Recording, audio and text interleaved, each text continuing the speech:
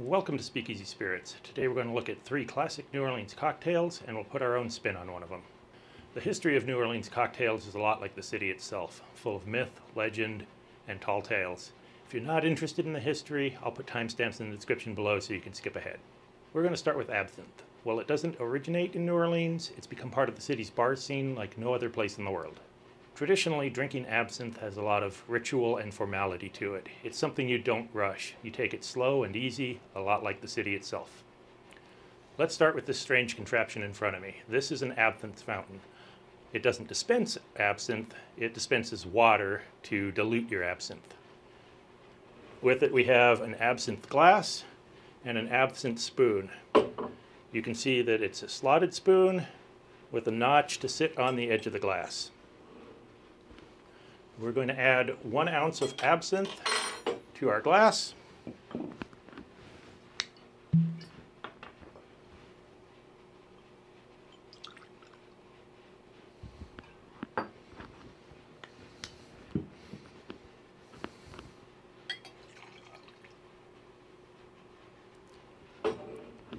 Place it under the fountain with the absinthe spoon on top.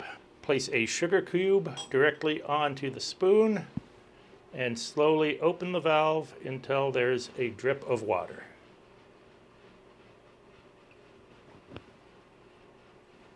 Let it slowly drip.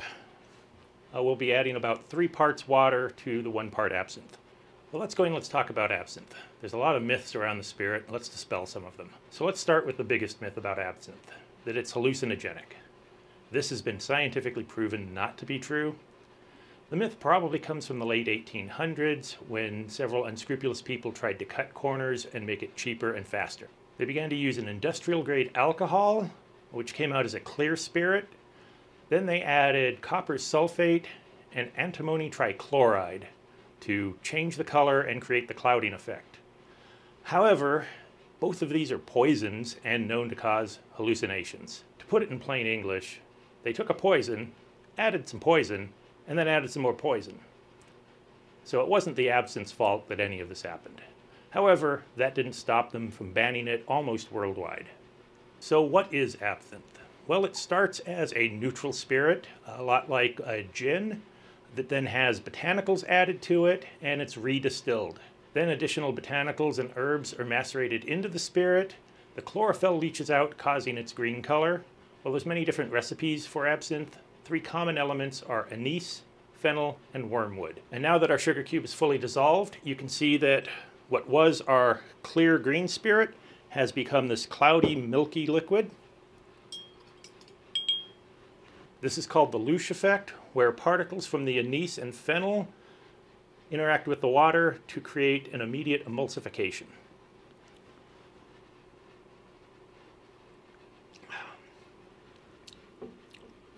Got very strong flavors of black licorice. If you're one of the people who pick out the black jelly beans from the Jelly Bellies, this is not a drink for you.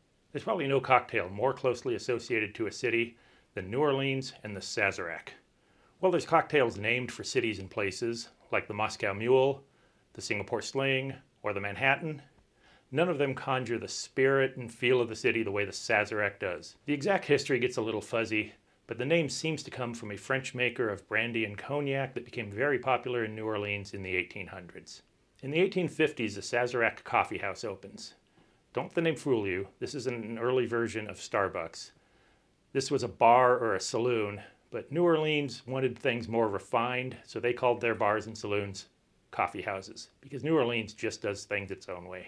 Around the same time, a local pharmacist begins advertising that his Peychaud's bitters is available at the Sazerac Coffee House. So we know all the ingredients were in place to start creating this cocktail around 1850 to 1853. In 1871, a new owner drops the coffee house from the name, and it becomes just the Sazerac House. This is around the same time that an insect infestation in France wipes out their grape crops, making it nearly impossible to get cognac and brandy. So as a substitution, they go for something readily available, American rye whiskey. This becomes the Sazerac that most places know today. From newspapers of the day, we know the Sazerac House was a place where local dignitaries and VIPs would meet. They also tell us about the performance behind the bar, where they elevated shaking and stirring to new levels, This may be the place where flair bartending began. So let's make the official Sazerac from the Sazerac house. Let's start by chilling a rocks glass by adding some ice. Set that aside. So in a mixing glass, we're going to add 1 sugar cube, 3 dashes of Peychaud's bitters,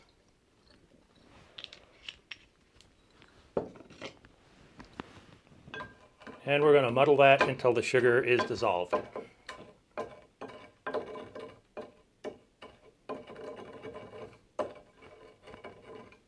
To that, we're going to add 1.5 ounces of rye whiskey. I'm using Rittenhouse Bottled in Bond. This is a 50% alcohol whiskey. It's a Pennsylvania rye style. It's more mild on the peppery notes than some other ryes. Now, to our mixing glass, we're going to add more ice.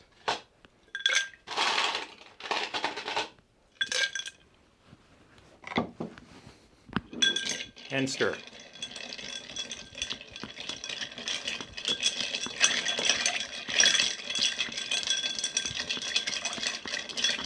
Stir just until some of the ice dissolves and the glass is cold to the touch.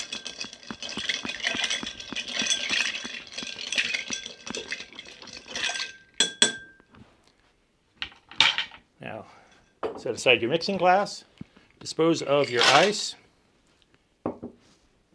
and to the glass, we're going to add a small amount of absinthe. Now you want to roll it around the glass, coating all of the sides.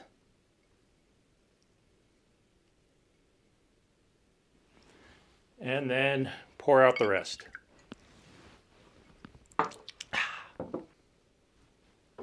Now, strain our cocktail into the prepared glass.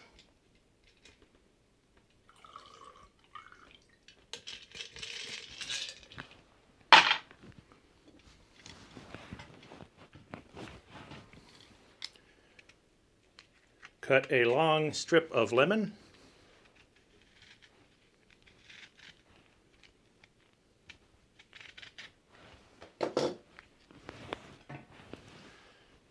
Express that over the top of the glass, getting the essential oils in.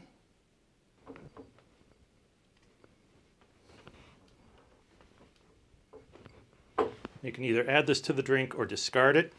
I'm just going to discard this one. And there you have the classic Sazerac.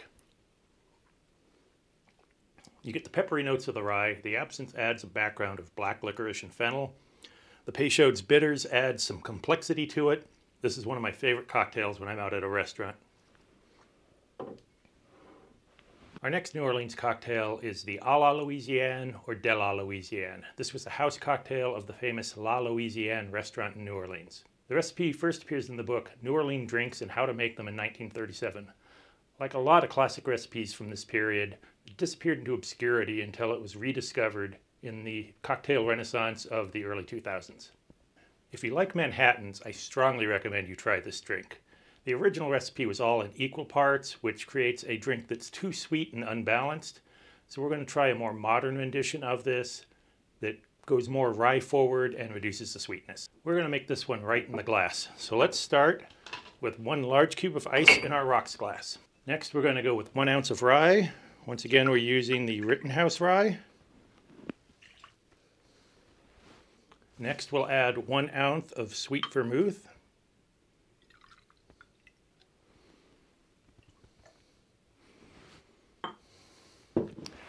And 1/2 ounce of Benedictine.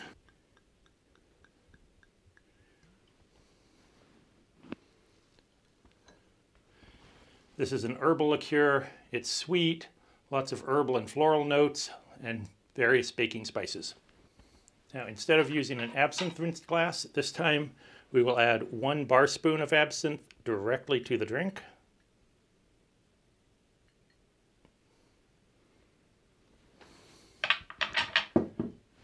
And 3 dashes of Peychaud's bitters.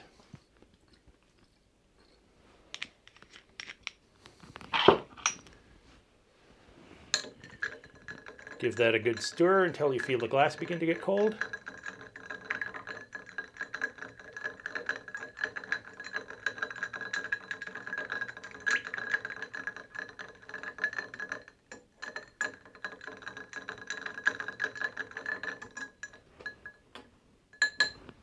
And we'll garnish with 2 maraschino cherries.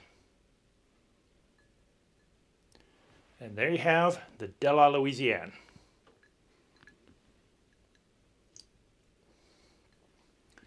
You get the peppery notes of the rye along with the spices from the Benedictine.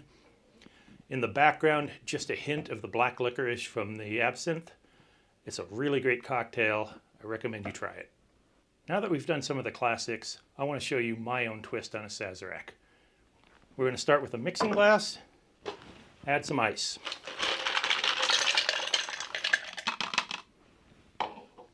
Going back to the roots of the Sazerac, we're going to do a split of both cognac and rye whiskey. So add 1 ounce of rye. Again, we're using the Rittenhouse.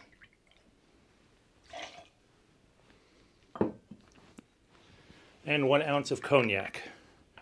We're using the ABK6 Very Special.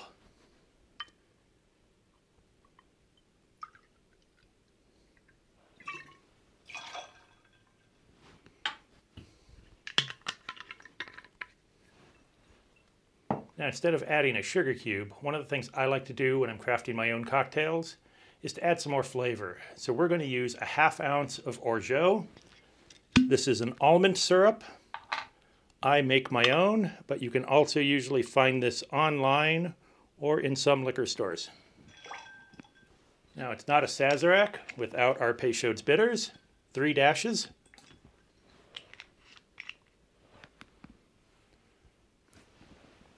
And then we'll stir. Again, this is just to get some dilution and until the glass is cold.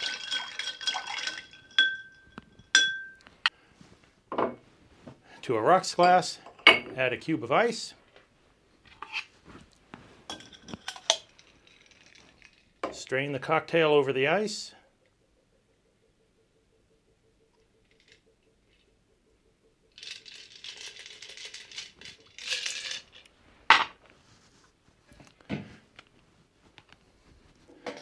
Now, instead of a twist of lemon, we're going to take a piece of orange peel, express the orange oil over the top,